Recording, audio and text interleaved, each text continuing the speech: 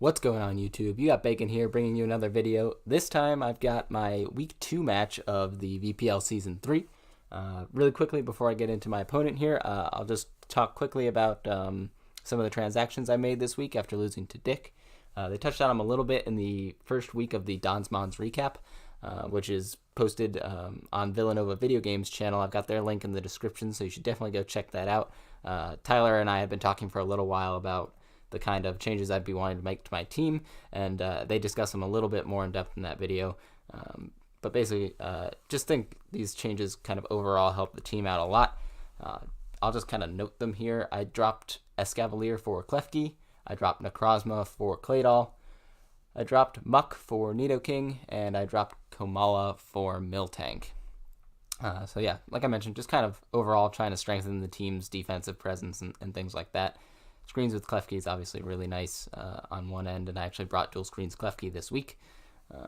But yeah, just kind of like the changes overall for my team going forward. Now, this week I've got Pace, who is the coach of the Neon Genesect Evangelion, or something weeby like that. Damn weebs.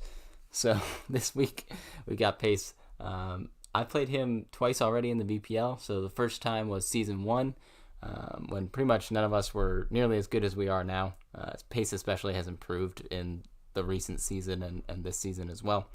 But in Season 1, he had a rain team, and I think I did pretty well in that matchup. I think I won 3 or 4-0 on the back of things like Tangela and Galvantula versus that rain team. So basically kind of the start of my kind of reputation for being good versus rain kind of followed up in VPL Season 2 when I smashed Dick.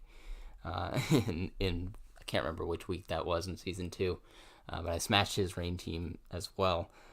So we've got another matchup versus rain, I think, on tap coming up later in the season, so hopefully that kind of continues.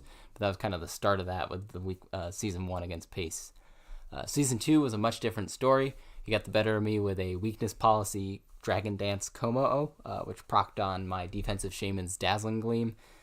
And it basically proceeded to sweep from there. He'd already kind of set it up to win, and he caught me off guard with that set for sure.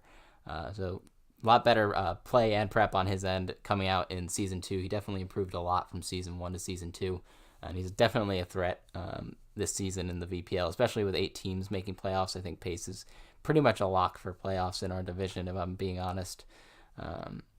But we'll see going forward. Pretty much anything could happen. Dick's had a really good start to the season as well, which was not anticipated by his original seeding.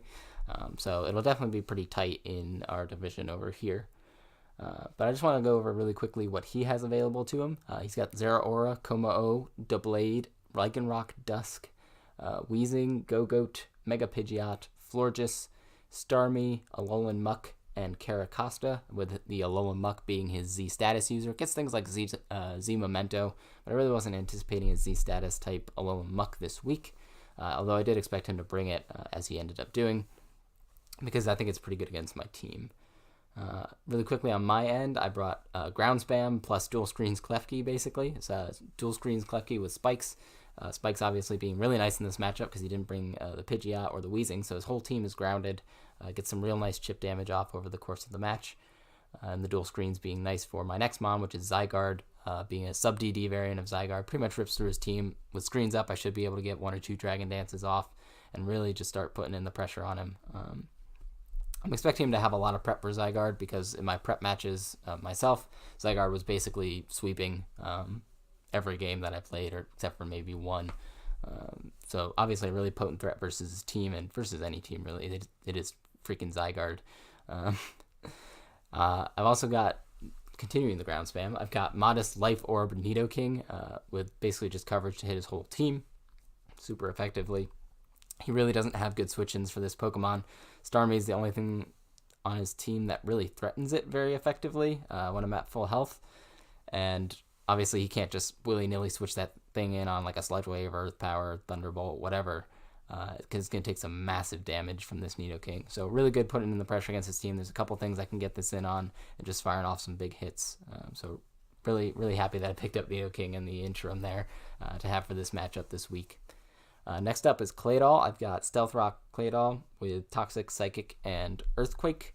Earthquake, of course, kind of hitting on the physical side for things like the Muck, Zeraora, while Psychic will hit on Komo's weaker side with his Spadef being a little bit lower than his Fizdef.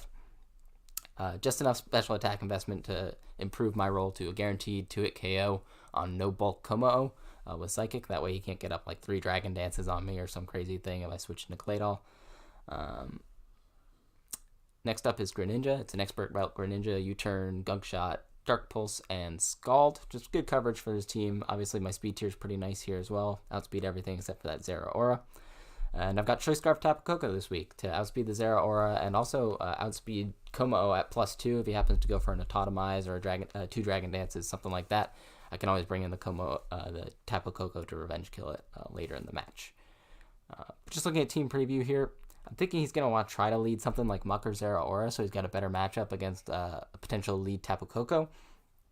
And looking at the rest of his team, I'm thinking Claydol is actually a really good lead on my end because it beats pretty much everything 1v1 except, well, it doesn't necessarily beat it, but can put in some big damage 1v1 against a lot of his team, with the exception being the Starmie.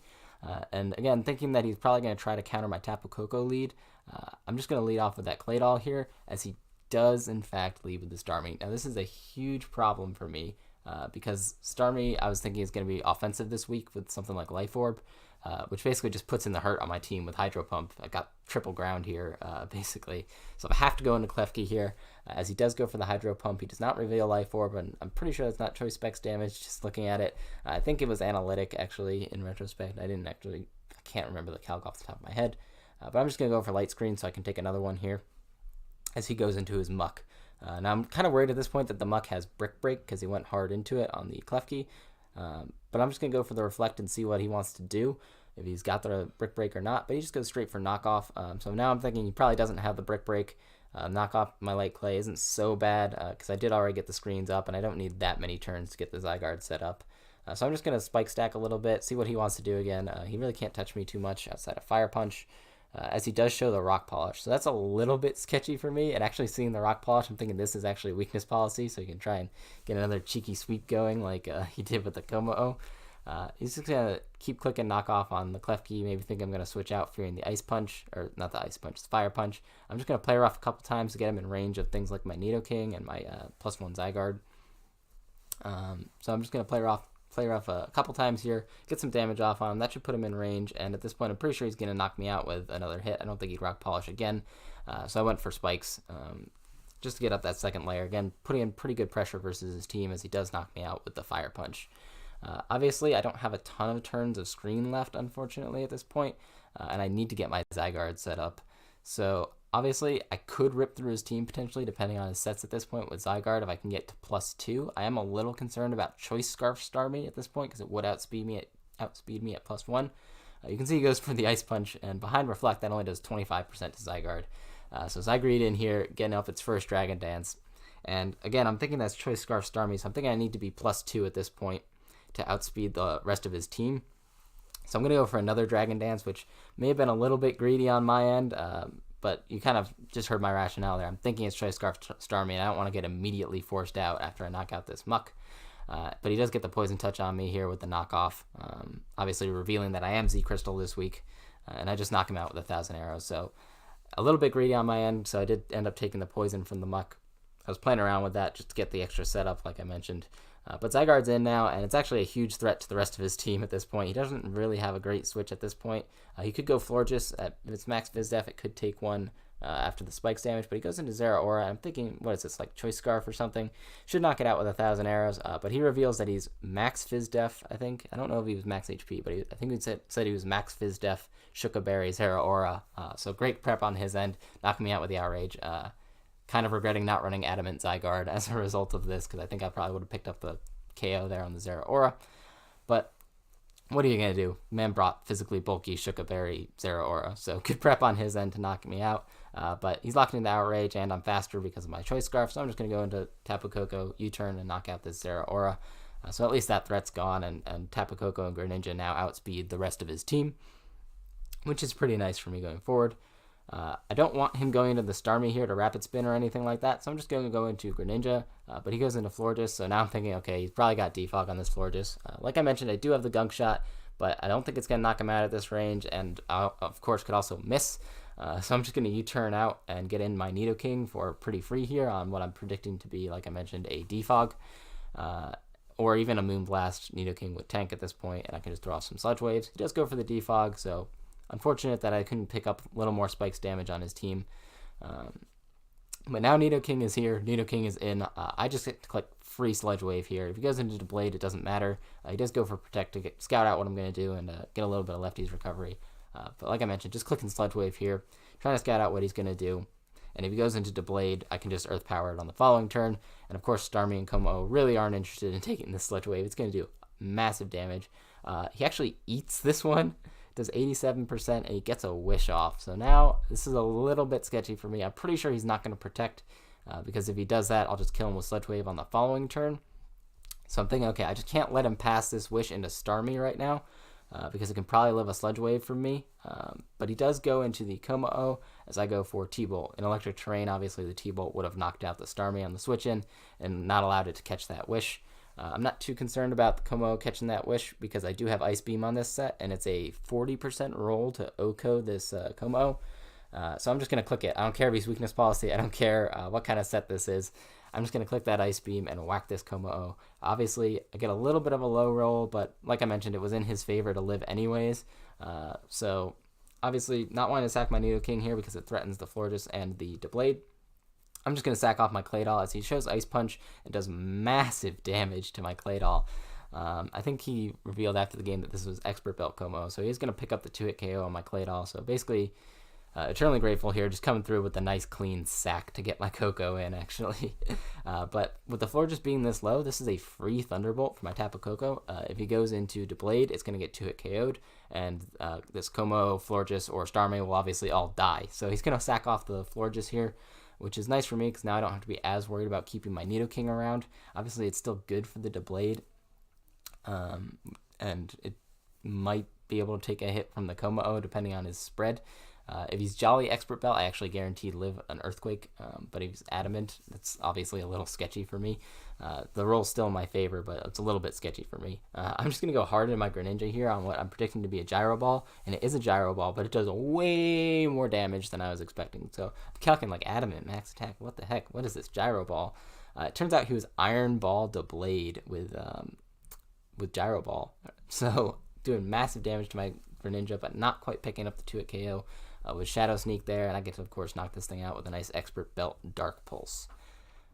At this point, I'm thinking that Greninja just wins the game, but he goes into his Starmie, and it reveals to be Colbur Berry.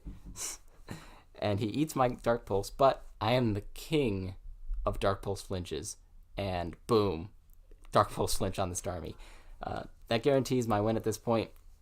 And so, of course, I'll be able to knock out this Starmie with another Dark Pulse, and then an Ice Beam for the Como on the following turn. Turns out he was going for Trick Room on that turn with his Starmie to try and get Como in. And, of course, it's going to underspeed my Tapu Koko and my Nidoking at that point. Or not my Nidoking, my Greninja at that point. But he did later reveal that it was a Jolly Max Speed Como-O. So my Nidoking would have outsped him under Trick Room anyways. Basically, it was just a differential. It would have been, I think, a 1-0 or a 2-0 in my favor instead of a 3-0.